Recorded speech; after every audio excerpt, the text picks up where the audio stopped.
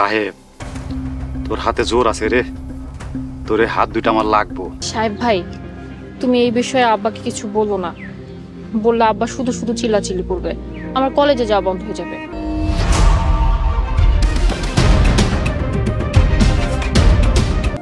খালি প্রেম করলেই হইব, সংসার করতে হইব না? এই গোলামের হাত দিয়ে কি করবে? দূর পাগল, আমি তো তোর ওই হাত দুইটা টাকা দিয়ে কিনবার চাই। সারা জীবন আলম চেয়ারম্যানের গোলামি করলি, বিনিময়ে তুই কি পাইছিস? একটা সোনের ঘরও তুলতে পারস নাই। হুজুরের ঘরেই আমার ঘর। ব্যাক কল একটা।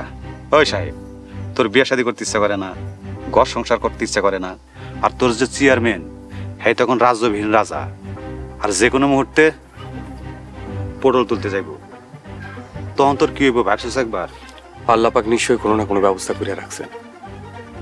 সাহেব, তোর একখান অফার দিই, তুই এক কাম কর, তুই আমার বডিগার্ড রাজা, তোর যা যা লাগবে টাকা পয়সা ধন দৌলত যা যা লাগে সব পাবি।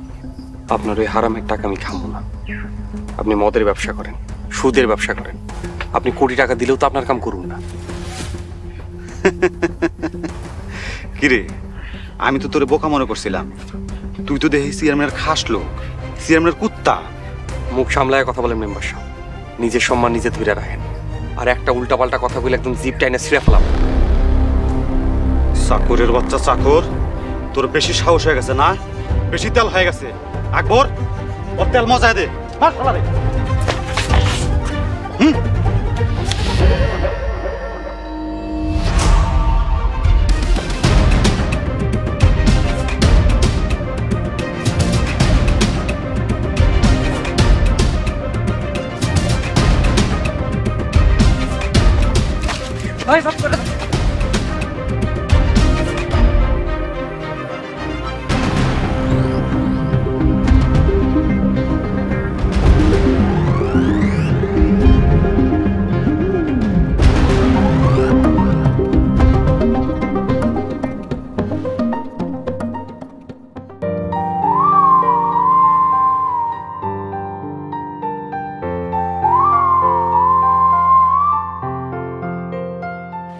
শুভ, তুমি এখন চলে যাও, সাহেব যে কোনো সময় চলে আসতে পারে। কেন? আমি কি তোমাকে গোলাম সাহেব রে ভয় পাই? বেশি বাড়াবাড়ি করলে হাত পা ভাঙা গুড়া গুড়া করে ফেলাম। ইস বাহাদুর, সাহেব একাই 100, তোমার মতো 4-5 জনকে ও একাই শেষ করে দিতে পারে। আমিও বুঝি না ওই শালায় কি খায়, এত শক্তি খেন? মদ ঠদ খায় নাকি? ধুর, সাহেবকে তুমি চিনোই না, ও 5 ওয়াক্ত নামাজ পড়ে, কোনো মেয়ের দিকেও তাকায় না, ছোটবেলা থেকে দেখতেছি। শক্তি আমারও কম না, শুধু দেখানোর সুযোগ পাইতেছি না। জান, একদিন চলো না ঢাকায় আমার বন্ধু বাসায় যাই, তারপর দেখবা আমার শক্তি কারে কয়। একটা চড় দিব, যাও তো এখান থেকে যাও, সাহেব যে কোনো সময় চলে আসতে পারে। জান, ছি ছি, তুমি এখানে কি করতেছো এগুলা? যাও তো যাও। এই জন্যই তো কইলাম চলো একদিন আমার বন্ধুর বাসায় যাই। 1 বছর হয়ে যাইতেছে প্রেম করতেছি, এখনো ভালোভাবে তোমার হাতটাই ধরতে পারলাম না। শুভ শোনো, আমি না অন্য মেয়েদের মতো না, যদি তোমার ভালো না লাগে ব্রেকআপ করে ফেলো। জান, এসব তুমি কি বলতেছো? তুমি আমার ভালোবাসাটাই বুঝলো না। বুঝবো, বিয়ের পর সব বুঝবো, এখন যাও তো তুমি। ওকে জান, tata, bye bye, I love you. I love you too, by.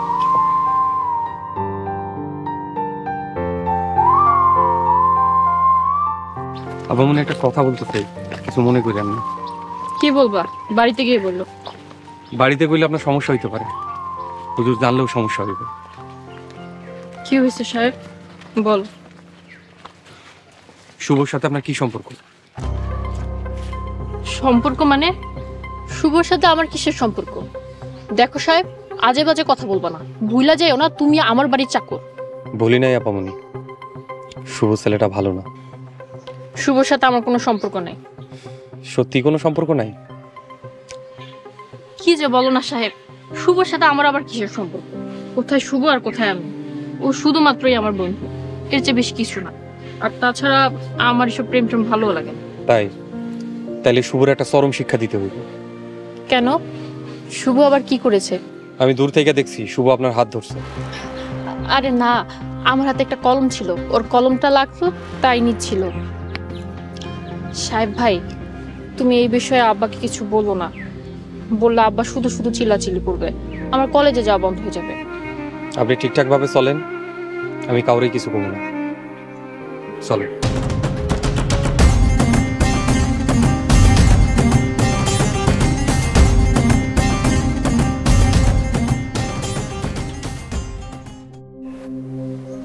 সাহেব, এবার থাম বাবা, বৃথা চেষ্টা করে লাভ নাই। এই মাটির দেহ একদিন মাটির সাথে মিশে যাইব। হুজুর, আপনি এত তাড়াতাড়ি হাল ছেড়ে দিলে চলবো? আপনার মতো শক্ত মনের মানুষ যদি এমনি হাল ছেড়ে দেয় তাহলে আমরা কি করবো?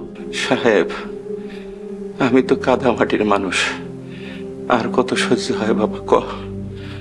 তোর হুজুর আম্মা আমার এই সাইডে চলে গেল, আমার স্ট্রোক হয়েছে।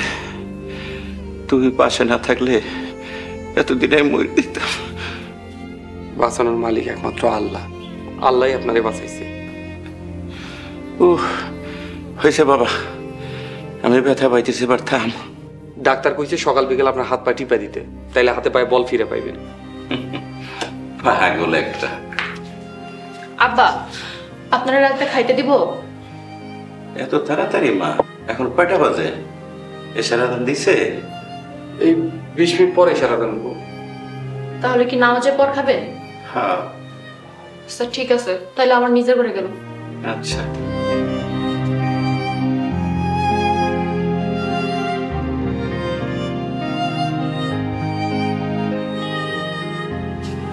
আসসালামু আলাইকুম। ওয়ালাইকুম আসসালাম। সাহেব, আব্বা কি ঘুমাইছেন? জি, হুজুর সাইডটা খায় ঘুমাইছে। আপামনি, আমার খাবারটা দেন, তাড়াতাড়ি খায় ঘুমাইতে হইব, ফজর ওয়াক্তে উঠতে হইব, সকালে মেলা কাম আছে। আচ্ছা ঠিক আছে, চেয়ারে বসো। কি হইল, বসো।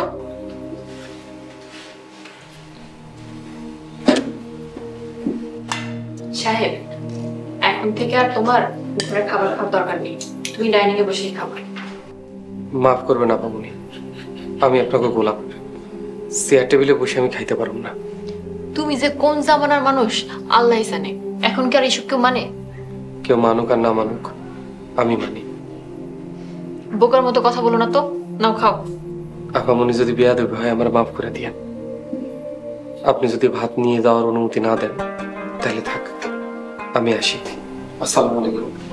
সাহেব, তোমার ভক্তি শ্রদ্ধা দেখে আমি মুগ্ধ, আগেও ছিলাম, আজকে আবার নতুন করে মুগ্ধ হলাম। আচ্ছা ঠিক আছে, তোমার যখন ইচ্ছা তুমি নিজের ঘরে বসে খাবে, যাও খাবারটা নিয়ে নিজের ঘরে বসে খাও। শুকরিয়া।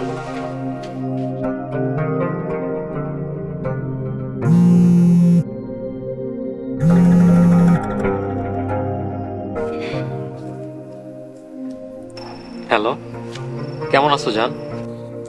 রাখো তো তোমার জান ফান, আমি এখানে ভয়ে মইরা যেতেছি আর তোমার জান উতলাই পড়তেছি। কেন, কোনো সমস্যা হয়েছে? সাহেব কি তোমার আব্বারে কিছু কইছে? এখনো তো কিছু বুঝতেছি না। জান শোনো, সাহেবের সাথে একটু খাতির দিয়ে চলবা, চাকর মানুষ, একটু হাসি দিয়ে কথা কইবা, দেখবা জীবন দিয়ে দিব। হইছে, আর জ্ঞান দিতে হবে না, তুমি সাবধানে থাকো। তোমার একটা কথা বারবার নিষেধ করলে তুমি সেটাই করবা। শোনো, কাল থেকে কিন্তু যখন তখন দেখা করা যাবে না। কি করবো জান, তোমারে না দেখে থাকতে পারি না। থাকতেও হইব, পারতেও হইব, না হলে কিন্তু সব শেষ। সাহেব কিন্তু জানে তোমার সাথে আমার কোনো সম্পর্ক নেই, সেই হিসেবে কিন্তু চলতে হবে। আচ্ছা ঠিক আছে, তুমি যেমনে কইবা অমনি হইব। খালি মুখে মুখেই কও, আর কাজের বেলায় খালি ঢং। ঠিক আছে, কাল থেকে তোমারে দূর থেকে দেখমু, আর রাইতের বেলা সারা রাত তোমার সাথে ফোনে কথা বলবো। খালি প্রেম করলেই হইব, সংসার করতে হইব না? তোমার চাকরির কি খবর? তুমি ঢাকা যাইবা কবে? হবে হবে, সব হবে ইনশাল্লাহ। তুমি একটু ধৈর্য ধরো, সামনের মাসে আমার একটা চাকরির ইন্টারভিউ আছে, তুমি দোয়া করো যাতে আমার চাকরিটা হয়ে যায়। দোয়া তো আমি সব সময় করি, তুমি নিজেও আল্লাহর কাছে নামাজ পড়ে একটু যাও। শোনো, সামনে কিন্তু আমাদের কঠিন দিন আসতেছে। ঠিক আছে জান, তারপর বলো।